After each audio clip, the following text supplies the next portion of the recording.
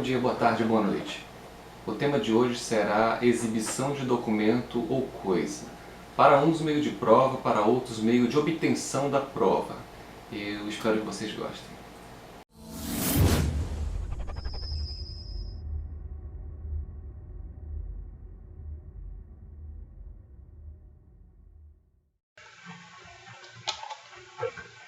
A respeito da exibição de documento ou coisa, a primeira coisa que tem que ser dita é que o novo Código de Processo Civil extirpou aquela parte do processo cautelar que continha o Código Revogado.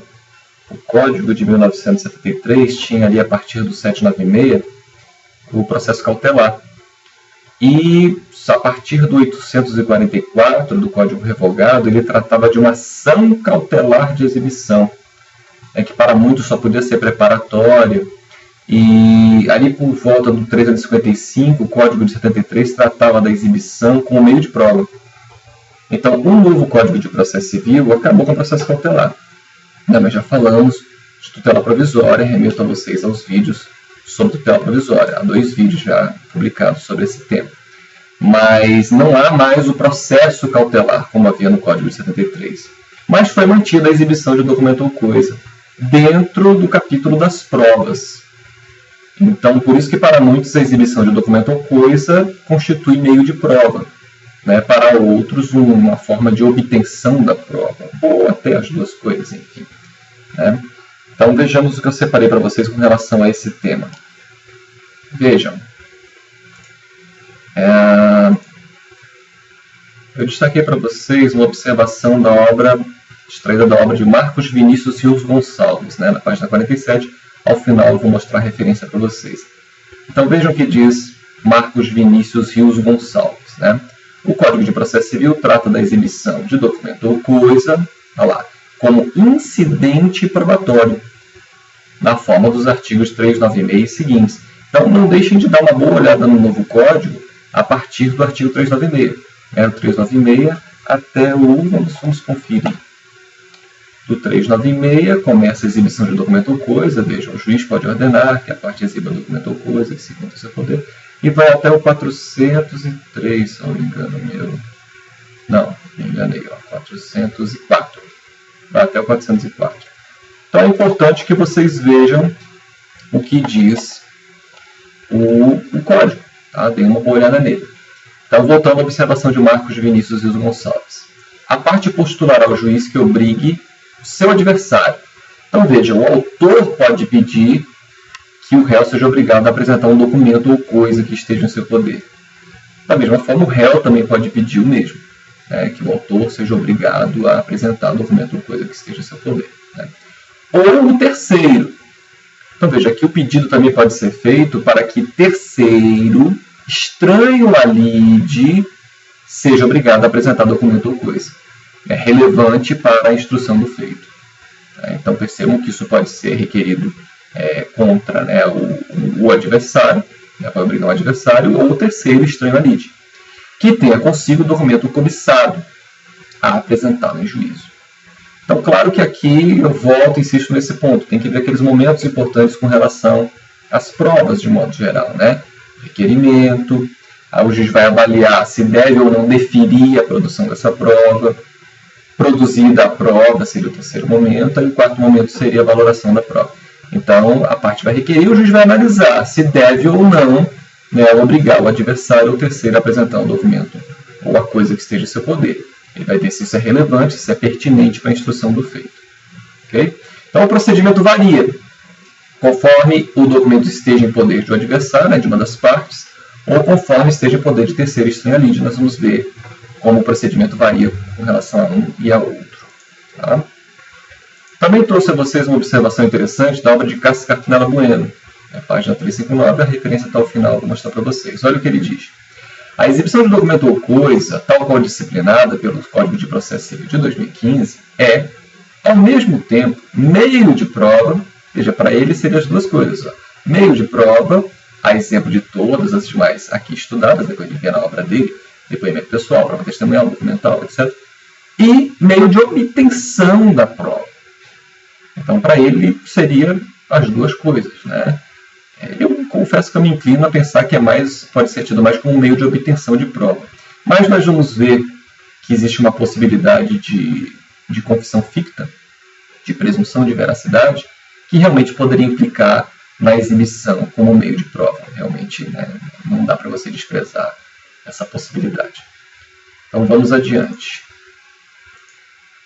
Requisitos do pedido de exibição. Então o 397, isso aqui é do código em vigor, do código de 2015. Ele se aplica tanto para situações em que a exibição é solicitada, né, de uma das partes, quanto para a situação em que se pede a exibição de documento ou coisa de terceiro estranho lite. Os requisitos são os mesmos. Tá? Então, o pedido formulado pela parte conterá 1. A individualização tão completa quanto possível do documento da coisa. Claro, tem que dizer do que se trata. Tá? 2. A finalidade da prova, indicando os fatos que se relacionam com o documento ou com a coisa, para o juiz verificar se vai deferir ou não, né, a exibição do documento ou a coisa. Esse fato, o que se pretende provar é pertinente, é relevante, se há essa relação, né, do documento ou a coisa com o que se pretende provar. E 3. As circunstâncias em que se funda o requerente para afirmar que o documento ou a coisa existe e se acha em poder da parte contrária. Então, isso vai ser necessário tanto nas hipóteses em que se solicita, né, se pede a exibição do documento ou a coisa de uma das partes, quanto nas situações em que se solicita a exibição do documento ou a coisa de um terceiro estranho lite. A diferença é que, quando se pede que uma das partes apresente o documento ou a coisa, isso pode ser feito pelo autor na petição inicial, isso pode ser feito pelo réu na contestação. Se não for feito na inicial nem na contestação, qualquer das partes pode fazer isso depois mediante uma simples petição, sem maiores formalidades, desde que cumpridos esses pressupostos, né, esses requisitos, se pode fazer o pedido uma petição simples, quando se quer que o documento ou a coisa seja apresentado por uma das partes. Agora, quando se quer que a exibição, né, seja feita por um terceiro estranho lide, terá que ser formulada uma petição inicial. Então, vai ter que ser atendido aos requisitos lá do 319. Vai ter que elaborar uma petição inicial. Por isso é que dizem que, nessa situação, você tem um processo incidente. Porque esse terceiro estranho lide, ele vai ser, inclusive, citado. Disse que você se admite até aqui uma possibilidade de intervenção de terceiro. Né? Não prevista expressamente como intervenção de terceiro, mas realmente não deixa de ser. É um terceiro estranho lide que está sendo chamado e vai se pronunciar. Tá? Então, é importante saber que esses requisitos se aplicam tanto para as hipóteses em que se pede a exibição de uma das partes, quanto se pede de um terceiro. A diferença primordial é essa. Quando se pede com relação ao terceiro, tem que necessariamente ser elaborada uma petição inicial. Você tem um processo incidente. Quando se pede de uma das partes, você tem apenas um incidente no processo. Percebam a diferença. Então, vamos adiante. Vejam, exibição exigida da parte contrária. O autor pede contra o réu pede contra o autor. Então, com relação a essa situação, olhem depois com calma, com vagar, o que dizem os artigos 398 até o 400 do novo Código. Vocês vão ver que o procedimento é diferenciado, tá? De quando a exibição é exigida da parte contrária para quando se exige de um terceiro estranho lide. Então, eu pontuei a vocês aqui o que é primordial, o que distingue um procedimento do outro. Então, o que é primordial são esses 4 itens aqui. Primeiro, né, 1. Intimação. Então, a parte vai ser tão somente intimada. Então, imagine que já houve a audiência de conciliação ou mediação, o réu já contestou, e aí, às vezes, até por conta do teor da contestação, o autor percebe que o documento tem poder do réu. O réu menciona esse documento na contestação, mas não apresenta. Então, o autor, sem maiores formalidades, vai fazer uma petição simples, não precisa ter todo aquele rigor formal da petição inicial, e, claro, volto a dizer, vai ter que atender aos requisitos do 397. Então, no nosso exemplo, o réu vai ser intimado para, em 5 dias, se manifestar. Tá? Então, intimação. E aqui é importante que nessa intimação, olha, conste a advertência de que poderá haver confissão ficta. Porque esse é um ponto importante também que distingue um procedimento do outro. O procedimento de quando se exige da parte contrária de quando se exige do terceiro. Somente quando se está exigindo a exibição de uma das partes é que pode haver presunção de veracidade das arguições de fato que se pretendia provar. Então, essa possibilidade existe. E na intimação tem que constar essa advertência.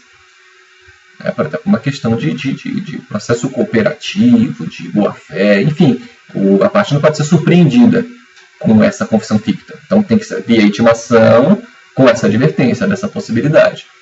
Então, ele vai ter 5 dias para a resposta. Há essa possibilidade de haver presunção de veracidade das arguições de fato que se pretendia provar.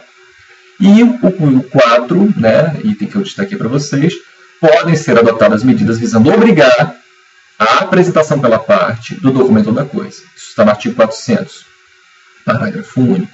Inclusive, nós vamos ver que o código, o novo código, com essa redação do parágrafo único do 400, ele acabou derrubando o enunciado de súmula do STJ. A gente vai falar disso daqui a pouco. Tá? Então, esses 4 itens são importantes. Volto a dizer, depois olhem o que diz a letra da lei com cuidado, que vocês vão achar isso lá. Só estou aqui colocando para vocês realmente para ficar bem destacado para vocês o que diferencia esse procedimento do procedimento aplicado quando a exibição é exigida do terceiro. Aí depois olhem com calma os artigos 401 a 403. Tá? Então, esse terceiro ele vai ser citado, a citação, por isso que se diz que tem um processo incidente nesse caso, e o pedido vai ter que ser formulado com toda a formalidade que se exige para a elaboração de uma petição inicial. Olha, o terceiro tem 15 dias para apresentar a resposta. Tá? Ele pode tentar se eximir da apresentação desse documento. Pode ficar bem claro nessa parte. As situações em que realmente eu já vi uma situação em que o terceiro foi, na época, né, o procedimento era outro, enfim, foi ainda na época do Código 133, mas ele conseguiu demonstrar que era impossível ele apresentar o documento. O local onde o documento estava, infelizmente, tinha sido alagado. Tinha havido uma enchente. E o local, o escritório, enfim, onde estavam os documentos, estava embaixo d'água. Então, ele mostrou que era impossível para ele apresentar aquele documento. Né? Então, 3. Impossibilidade de confissão ficta. Então, se está sendo exigida a exibição do documento ou da coisa de terceiro, esqueçam a confissão ficta. A parte não poderia ser penalizada com a presunção de veracidade, né, daquilo que se pretendia provar, porque o terceiro não trouxe ali um argumento plausível para se eximir dessa obrigação de apresentar. Tá?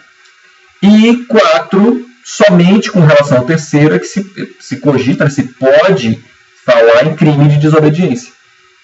Por que não se fala em crime de desobediência quando se exige o documento da parte? Porque você tem a presunção de veracidade, que é muito mais eficaz. Então vejam, claro que o juiz aqui vai ter que analisar caso a caso, quando que ele vai aplicar a presunção de veracidade, ou quando ele vai insistir em obrigar a parte a apresentar esse documento. Né?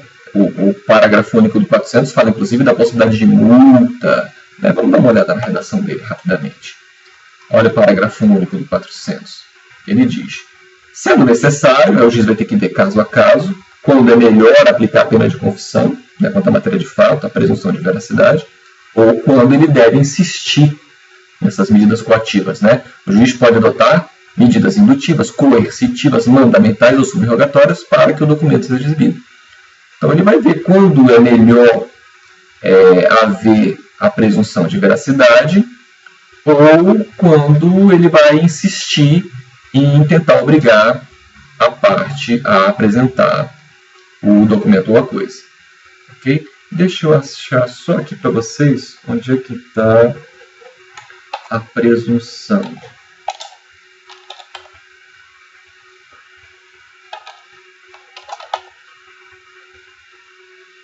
Nossa, lá para baixo. Enfim, eu queria mostrar para vocês a veracidade. Lá para baixo. Vou colocar verdadeiros. Artigo 400. Ao decidir o pedido, o juiz admitirá como verdadeiros os fatos que, por meio do documento ou a coisa, a parte deseja provar, se o requerido não efetuar a exibição e nem fizer nenhuma declaração no prazo do 398. A recusa for tida por ilegítima. Então, veja, o juiz vai ter que ver caso a caso quando é preferível aplicar logo a presunção de veracidade ou quando ele deve insistir em obrigar a parte. Porque na busca da verdade real, muitas vezes, pode ser, o juiz tem essa prerrogativa de insistir em obrigar a parte a apresentar o documento ou a coisa. Já com relação ao terceiro é diferente. Para ele vai incidir crime de desobediência. O parágrafo único do 403 é expresso nesse sentido. Vamos dar uma olhada nele rapidamente. Olha o 403, parágrafo único. Se o terceiro descumprir a ordem, o juiz pedirá mandado de apreensão, requisitando, se necessário, força policial, sem prejuízo da responsabilidade por crime de desobediência, pagamento de multa e outras medidas indutivas, coercitivas, mandamentais, etc. E tal. Então, vejam que esses pontos, claro, vocês vão achar outros se vocês se aprofundarem no estudo, mas o primordial é isso. São esses 4 itens que eu destaquei para vocês que diferenciam um procedimento do outro. Seja com relação à intimação, excitação, seja com relação ao prazo diferenciado, seja com relação à possibilidade de haver ou não a confissão ficta e essa questão do crime de desobediência. Vejamos ainda 2 enunciados do Fórum Permanente de Processualistas Civis, interessantes com relação à exibição de documento ou coisa. Veja o enunciado 53. Diz ele que, na ação de exibição, não cabe a fixação nem a manutenção de multa quando a exibição for reconhecida como impossível. Então, claro, se verificar no exemplo que eu dei ainda há pouco, olha, realmente o documento estava comigo, mas está no endereço tal, na rua tal, que está embaixo d'água. Então, vendo essa impossibilidade da apresentação, não vai se manter a multa. Até porque não faz o menor sentido, né? Olha, multa de R$1.000 em casa. Não vai manter. Ele conseguiu demonstrar que é impossível. Então, não sendo possível, né, a exibição, quando ela é reconhecida como impossível, não deve incidir a multa. Né? E também ele não vai incorrer em crime de desobediência, obviamente. Né? Ele não deixou de apresentar porque simplesmente não quis, mas é porque ele não pode, não tem como apresentar. Vejamos o enunciado 54, né, com relação ao artigo 400, parágrafo único, e também o parágrafo único do 403, aquela situação das medidas coercitivas. Né? Então, olha lá, fica superado o enunciado 372 da súmula do STJ, que dizia, né, que diz, né, mas está derrogado. Na ação de exibição de documentos, não cabe aplicação de multa combinatória. Então, esse era um ponto muito controvertido na doutrina e havia, né, na verdade, esse enunciado de súmula, mas que agora não é mais compatível com a redação do novo Código de Processo Civil, que diz expressamente que existe, sim, essa possibilidade de aplicação da multa combinatória. Né? Então, esse é o enunciado 54. Fica superado o enunciado 372, a súmula do STJ, após a entrada em vigor do CPC, pela expressa possibilidade de fixação de multa de natureza coercitiva na ação de exibição de documento. Tá? Lembrando que você só vai poder falar realmente numa ação de exibição de documento se você estiver exigindo isso do terceiro, né? Porque se for exigido de uma das partes, é tão somente um incidente dentro desse processo. Você não vai ter uma outra ação, não. Então que fique claro isso também. Talvez aqui, né, ouso dizer aqui que os participantes do Fórum Permanente de Processos Civis ainda devem estar com a ideia da antiga ação cautelar de exibição que tinha previsão a partir do 844 do Código Revogado. Né? Mas vejam, se for exigida a exibição da parte, é tão somente um incidente dentro do processo. Não é uma outra ação, não. Você só pode falar em outra ação se for exigida a apreciação do documento ou da coisa de um terceiro estranho à lide. Para finalizar, e digo a vocês que o Marcos Vinícius e os Gonçalves faz essa distinção de uma forma bem didática, Marinoni também faz muito bem isso, mas eu quero deixar claro para vocês o seguinte, existe também a possibilidade de haver a requisição. Tá? Vejam o que diz o artigo 438 do novo Código de Processo Civil. Ele diz que o juiz requisitará as repartições públicas em qualquer tempo ou grau de jurisdição. Aí vejam, certidões necessárias à prova das alegações, os procedimentos administrativos, etc.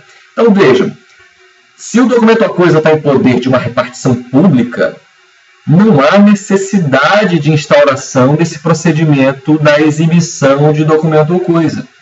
Por que não? Porque o magistrado tem um instrumento muito mais eficaz. Ele não vai citar o órgão público para em 15 dias ele responder se pode, se não pode. Não tem essa. Ele vai simplesmente requisitar. Ele vai ordenar que a repartição pública apresente o documento ou a coisa para que seja utilizado na instrução do feito. Tá? E vejam que a inovação do parágrafo 2º, né, preferência pelo fornecimento dos dados por meio eletrônico. Né? Lógico, ainda tem muito procedimento, tem muito documento de papel, então o parágrafo 1º fala desse prazo de 1 mês, né, para se pegar certidões, reproduções, etc. Então, claro, isso para documentos físicos, em papel, né? E aí depois ele vai devolver esses autos à repartição de origem. Mas, se puder ser fornecido por meio eletrônico, muito melhor, muito mais ágil. Tá? Então, não podia deixar de fazer essa pequena observação aqui com relação à requisição. Ok? Aqui as referências das duas obras mencionadas, do Marcos Vinícius Gonçalves e do Cassius Carpinella Bueno. Insisto com vocês, obviamente que isso é uma apertada síntese, estou destacando aqui aquilo que é primordial com relação ao tema. E se tiverem dúvidas, sugestões, fiquem à vontade, eu estou à disposição de vocês para auxiliá-los da melhor forma possível. Por hoje é só e até a próxima.